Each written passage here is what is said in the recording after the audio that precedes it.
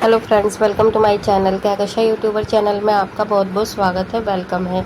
तो फ्रेंड्स, हम आपको बता दें, इंडियन आइडल सीज़न 12 के विनर पवनदीप राजन का जिस दिन एक्सीडेंट हुआ था 5 मई को, तब से लेकर पवनदीप 25 मई तक नोएडा के फोर्टिस हॉस्पिटल में ही एडमिट थे। और ये दोस्तों, आज हमें पवनदीप राजन ने खुद बताया है कि पवनदीप का आखिर एक्सीडेंट कैसे हुआ था, उस दिन आखिर उनके साथ में क्या हुआ था जिसकी वजह से उनका एक्सीडेंट हुआ। तो चलिए दोस्तों, पूरी खबर हम आपको आगे इस वीडियो में बताते हैं, लेकिन इससे पहले आपने अभी तक हमारे चैनल को सब्सक्राइब नहीं करा है, सब्सक्राइब कर लें और बेल आइकन भी ज़रूर दबा दें ताकि अगले नोटिफिकेशन भी आपको सबसे पहले मिले।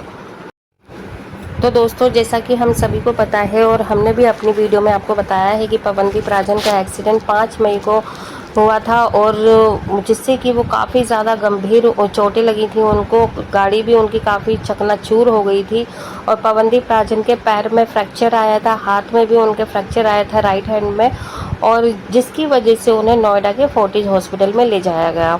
लेकिन दोस्तों, यहाँ पर पवनदीप राजन ने आज उस दिन की अपनी घटना बताई है कि आखिर ही उनके साथ में ऐसा क्यों हुआ था और क्या हुआ था उस दिन उनके साथ में। तो दोस्तों, उन्होंने बताया कि जिस दिन वो अपने घर उत्तराखंड से निकले थे, तो वो काफ़ी नाइट में निकले थे और गाड़ी चलाते चलाते काफ़ी देर हो गई थी। और जिस दिन वो निकले थे उस दिन भी उनका एक इवेंट था, जिसकी वजह से वो काफ़ी ज़्यादा थके हुए थे और सो ही नहीं पाए थे उस दिन भी। और रास्ते में जब वो चले, उनके दोस्त भी और जो ड्राइविंग कर रहे थे वो भी, क्योंकि वही ड्राइवर पवनदीप को इवेंट में भी लेके गए थे और फिर वो ही उन्हें लेकर आ रहे थे उत्तराखंड से यहाँ पर अहमदाबाद जाने के लिए। तो थकान बहुत ज़्यादा थी उस दिन उनके साथ में, और जिसकी वजह से ड्राइवर की आंख लग गई थी और गाड़ी जो है वो जा टकरा गई सड़क पे खड़े हुए ट्रक से। लेकिन दोस्तों, उस दिन बताया कि थकान इतनी ज़्यादा थी कि उन्हें महसूस नहीं हुआ। उन्हें लगा कि जिस टाइम उनका एक्सीडेंट हुआ है कि उन्हें नींद की झपकी आ गई, एकदम आंखों के आगे अंधेरा आ गया था और उन्हें पता ही नहीं चला एक सेकंड के लिए तो कि आखिर हो क्या गया। लेकिन जब उन्होंने अपने पैर उठाने की कोशिश करी हॉस्पिटल में, फिर जब उनको होश आया, क्योंकि फिर उन्हें नहीं पता कि उनके साथ में क्या हुआ, कौन लेके गया, सिर्फ उन्होंने अपने घर वालों को फ़ोन करवाया है और आंखों के आगे अंधेरा आ गया था। और फिर उस टाइम के बाद वो बेहोश हो गए फ़ोन करने के बाद में। और फिर जब उन्हें होश आया तो वो हॉस्पिटल में थे, डॉक्टरों की टीम उनके आसपास थी, नर्सेस थी। और जब वो अपने बेड पे से पैर उठाने की कोशिश कर रहे थे तो उनका पैर नहीं उठ रहा था, जिसकी वजह से उन्हें गहरा सदमा लगा था उस टाइम पे कि उनके पैर टूट चुका है। तो दोस्तों, फ्रैक्चर मतलब आया था उनको काफ़ी ज़्यादा, और जब उन्होंने हाथ उठाने की कोशिश की तो हाथ भी नहीं मतलब उनका उठ पा रहा था। तो उन्हें तब पता चला कि बहुत ज़्यादा चोट लग गई है। और फिर जैसे जैसे मतलब दिन बीते आगे बढ़े तो फिर उनको दर्द भी होने लगे, क्योंकि कई बार क्या होता है कि जिस टाइम पे चोट लगती है उस टाइम आपको दर्द का एहसास नहीं होता है उतना ज़्यादा, क्योंकि मेडिसिन वगैरह को कुछ असर होता है। लेकिन जैसे जैसे वो मेडिसिन का असर ख़त्म होता जाता है, धीरे होता जाता है, तो आपको जो दर्द है वो और ज़्यादा बढ़ता जाता है। तब उन्होंने बताया कि जैसे दिन बढ़ रहे थे उनको दर्द ज़्यादा हो रहा था, लेकिन फिर भी वहाँ पे डॉक्टर हमेशा रहते थे और उन्होंने बहुत अच्छे से देखभाल की, सर्जरी की। तो यहाँ पे पवनदीप राजन आज भी उन्हीं सारी चीज़ों को देखकर काफ़ी ज़्यादा इमोशनल हो जाते हैं, सेंटिव हो जाते हैं कि कितना ज़्यादा ख्याल रखा गया था उनका हॉस्पिटल में। तो दोस्तों, आज पवनदीप राजन फिर अपने हॉस्पिटल के दिन याद कर रहे हैं कि जिस टाइम उनका एक्सीडेंट हुआ था और सब लोग उनसे मिलने के लिए आ रहे थे, सबने बहुत ज़्यादा उन्हें ब्लेसिंग दी थी।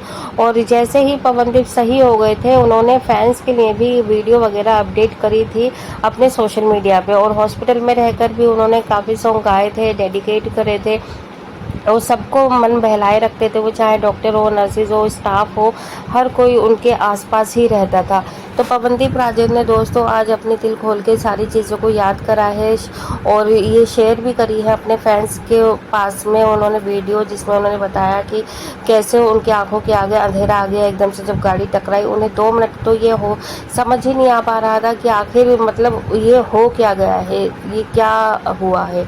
तो दोस्तों, ऐसा कई बार होता है जब आपके साथ में कोई बहुत बड़ी घटना घटती है तो 2 मिनट के लिए आप एकदम सुन्न से रह जाते हैं, आपको वाकई में नहीं समझ में आता है कि ये क्या हो गया, ये अच्छा हुआ है या बुरा हुआ है।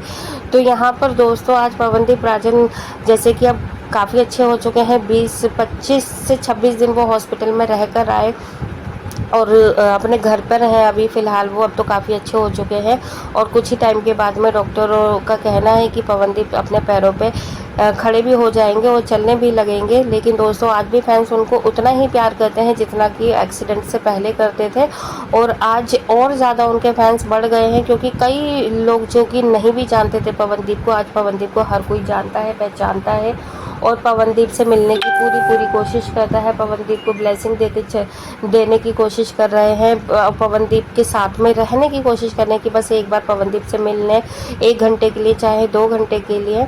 तो यहाँ पर दोस्तों अब पवनदीप राजन के आने वाले हैं कई सारे इवेंट वीडियो, जिसकी वो तैयारी अपने घर पे रहते हुए भी कर रहे हैं। जैसा हमने आपको अपनी लास्ट वीडियो में भी बताया था कि जो उनकी बहन है ज्योतिदीप, उन्होंने भी अपने भाई पवनदीप के बारे में बताया है कि पवनदीप अब बहुत ज़्यादा अच्छे हैं, रिलैक्स करिए आप लोग भी, और पवनदीप की जो सर्जरी वगैरह है वो सारी अच्छे से रिकवर हो रही है, हम लोग ख्याल रख रहे हैं पवन का।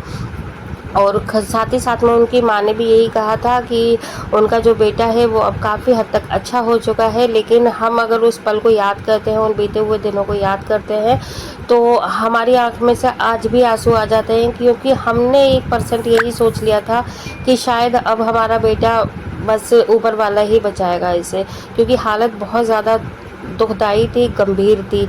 लेकिन दोस्तों यहाँ पे जो सिंगर हैं पवनदीप, तो उन्होंने कभी भी अपने आप को डीमोटिवेट नहीं करा, अपने आप को कभी भी कमज़ोर नहीं होने दिया। उन्होंने डटकर सामना करा परेशानियों का, तकलीफ़ों का, इंजरी का। और जब एक्सीडेंट हुआ था तब से लेकर आज तक पवनदीप के चेहरे पर हम हंसी, छोटी सी प्यारी सी स्माइल ज़रूर देख लेते हैं, क्योंकि वो खुश खुद भी रहते हैं और सामने वालों को भी रखने की कोशिश करते हैं। उन्हें पता है कि उन एक पवनदीप से कितने लाखों दिलों की जानें जुड़ी हुई हैं। अगर एक वो मुस्कुरा देते हैं तो सबको सुकून मिल जाता है कि भाई पवनदीप सही है और अपने काम में लगा हुआ है, बिज़ी है।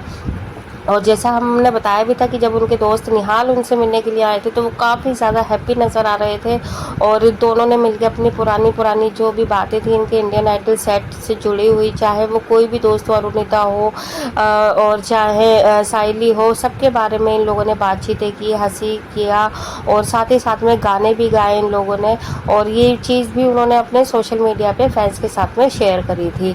तो यहाँ पे पवनदीप के साथ में कुछ भी, कोई भी हैप्पी चीज़ होती है और कोई भी उनका दोस्त मिलने के लिए आता है तो वो ज़रूर सोशल मीडिया पे अपने फैंस तक पहुंचाते हैं उस चीज़ को। लेकिन दोस्तों सब यही कहते हैं कि अरुणिता शायद उनसे पर्सनली मिली है और इन चीज़ों को वो ऑफिशियली नहीं, मतलब पब्लिकली नहीं करना चाहते, इसलिए ये छुपा रहे हैं और बता नहीं रहे। लेकिन दोस्तों देखो, अगर अरुणिता पवनदीप से मिली होती तो शायद उन्हें खुशी होती, उन्होंने हर चीज़ को शेयर करा है अपने फैंस तक, तो शायद वो उस चीज़ को भी शेयर ज़रूर करते ताकि उनके फैंस भी खुश होते कि पवनदीप खुश है तो फिर उनके फैंस ऑटोमेटिकली खुश होते ही होते हैं। दोस्तों अभी तो हम यही कहना चाहेंगे कि जो भी पवनदीप ने बताया है, जो भी अपने एक्सीडेंट के दिन याद कर रहे हैं, वो उसे जानकर हमें भी बहुत ज़्यादा ताज्जुब हो रहा है, और हमें भी पता चल गया कि आखिर पवनदीप राजन का एक्सीडेंट किस वजह से हुआ था और उनको कैसा फील हुआ था जिस टाइम उनका एक्सीडेंट हुआ। दोस्तों अब हम सिर्फ यही प्रे करेंगे कि पवनदीप अच्छे से जल्दी खड़े हो जाएँ और अपने स्टेज पे परफॉर्म करने लगे। आप क्या कहेंगे दोस्तों? आप भी हमें अपनी राय कमेंट बॉक्स में कमेंट करके ज़रूर बताइएगा। क्या आप भी बेचैनी से इंतज़ार कर रहे हैं पवनदीप राजन की नेक्स्ट परफॉर्मेंस का? कमेंट में ज़रूर बताइएगा। वीडियो अच्छा लगा है लाइक कर लें, चैनल को भी ज़रूर सब्सक्राइब कर लीजिएगा अगर आप चाहते हैं और भी अपडेट आपको हमारे चैनल के थ्रू मिलती है एक और नई अपडेट लेकर। तब तक दोस्तों आप अपना भी ख्याल रखिएगा। Bye bye.